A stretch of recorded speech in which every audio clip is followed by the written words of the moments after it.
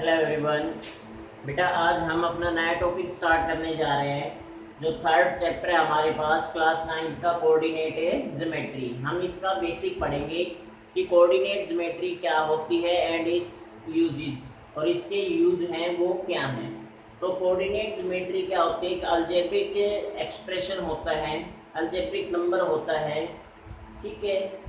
And it's use मतलब इसके use क्या है कि कार्टेशियन प्लेन के ऊपर या ग्राफ के ऊपर हम किसी भी पॉइंट की लोकेशन या पोजीशन है उसको हमें डिनोट करते हैं, ठीक है, दिखाते हैं पोजीशन को।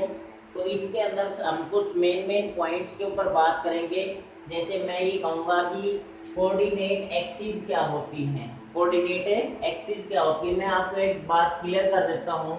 एक हमारे पास किस तरीके से हॉरिजॉन्टल लाइन होती है।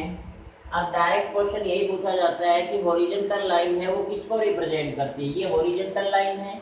एक हमारे पास वर्टिकल लाइन होती है। तो ये दोनों हमारे पास कोऑर्डिनेट एक्सिस है। मींस हॉरिजॉन्टल लाइन किसको रिप्रेजेंट करेगी? एक्स एक्सिस को।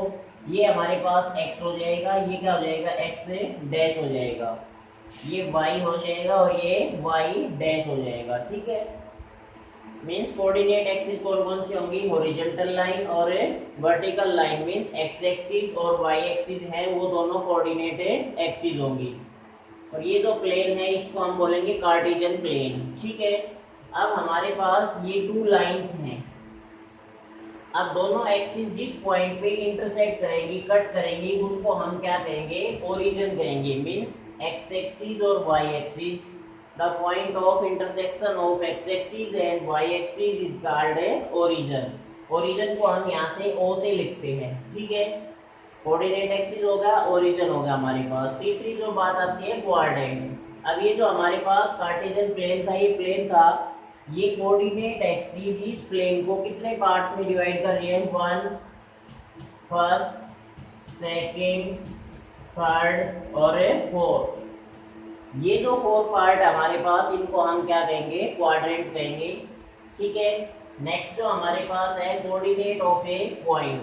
कोई भी पॉइंट है उसके कोऑर्डिनेट हम किस तरीके से निकालेंगे? कोऑर्डिनेट का मतलब ये होता है, जैसे हमारे पास ये एक्स एक्सिस है, ठीक है, ये ओरिजिन, ओरिजिन के इस साइड जो वैल्यू होती है वो पॉजिटिव होती है। जैसे 1, 2, 3, इधर क्या होती है? नेगेटिव। नेगेटिव होती है एक्स की वैल्यू, -2, -3, 1, 2, 3, -1, -2 और -3।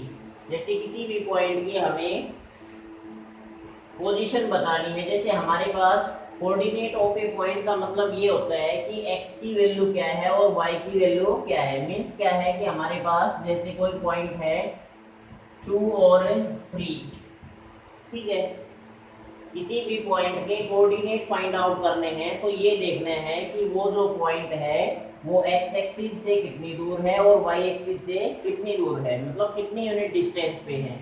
जैसे कोऑर्डिनेट हमने किसी पॉइंट के 2 और 3 लिख दिए, तो मतलब ये तो किसकी वैल्यू होती है? x की, और ये किसकी होती है? y की होती है। x की वैल्यू तो कितनी होगी? 2, और y की वैल्यू कितनी हो जाएगी हमारे पास? 3। तो ये दोनों हमारे पास यहाँ पे इस पॉइंट पे मिलेंगे, तो ये जो पॉइंट हो जाएगा ये क्या हो जाएगा? 2 और 3। तो ये हमारे पास, ये जैसे इस पॉइंट को हमने क्या नाम दे दिया? P नाम दे दिया। तो P पॉइंट के कोऑर्डिनेट क्या हो जाएंगे? 2 और 3 हो जाएंगे हमारे पास। अब एक हमारे पास वैल्यू है LC का और दूसरा है ऑर्डिनेट। LC का क्या होती है? x की वैल्यू होती है। जैसे मैंने कोऑर्डिनेट लिख दिया हमारे पास 2 और 3, किसी पॉइंट के कोऑर्डिनेट 2 और 3 हैं। अब इसके अंदर जो LC का है,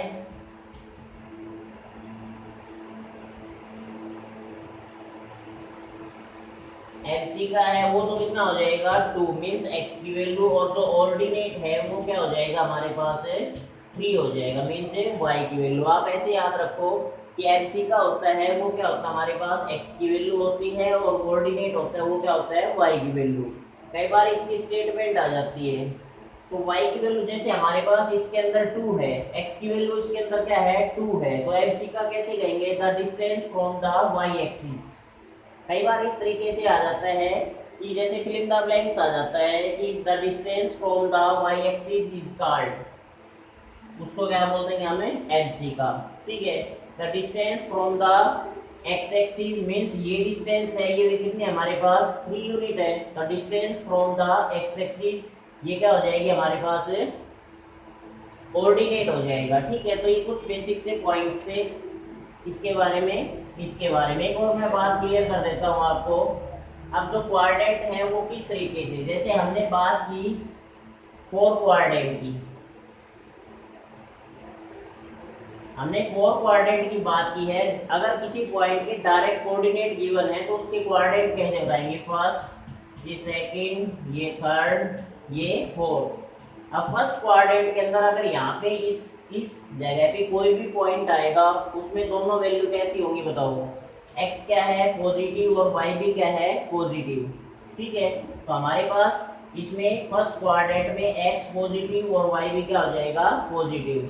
जैसे अभी हम बात कर रहे थे 2 और 3, x भी 2 है पॉजिटिव है, y भी 2 है, तो ये मीन्स कौन से कोऑर्डिनेट में मिलेगा, फर्स्ट कोऑर्डिनेट में।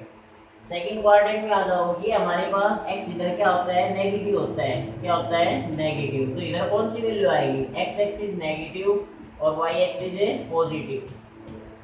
तो नेगेटिव और पॉजिटिव वैल्यू आएगी हमारे पास, वो सेकंड कोऑर्डिनेट। इधर आ जाओ, x तो क्या रहेगा नेगेटिव और y भी क्या रहेगा, ये भी नेगेटिव पॉइंट हमारे पास y एक्सिस पे, ये दोनों नेगेटिव होंगे। ठीक है, तो ये हमारे पास थर्ड कोऑर्डिनेट हो जाएगा। फोर्थ कोऑर्डिनेट में x क्या है पॉजिटिव और y क्या है नेगेटिव, तो ये हमारे पास कौन सा हो जाएगा, फोर्थ कोऑर्डिनेट हो जाएगा। मीन्स ऐसे हम डायरेक्ट पता कर सकते हैं कि ये जो पॉइंट है ये कौन से कोऑर्डिनेट के अंदर है। अब एक बात मैं क्लियर कर देता हूँ, जब हमारे पास ये हमारे पास क्या है x एक्सिस, ये हमारे पास क्या है y एक्सिस, ये x डैश, ये ओरिजिन, ये y और ये y डैश।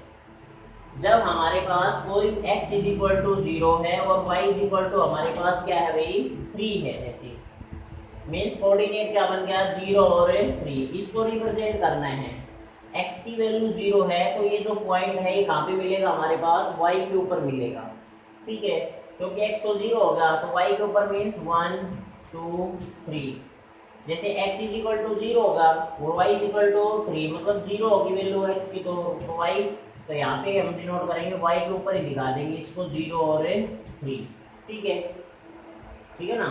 जब हमारे पास कोई भी पॉइंट है, जैसे 0 x की वैल्यू 0 है और y कितना है 3 है, अब उस पॉइंट को हम डिनोट करेंगे, उसकी जो लाइन आएगी हमारे पास वो किसके पैरेलल आएगी, हमारे पास है x एक्सिस के पैरेलल आएगी।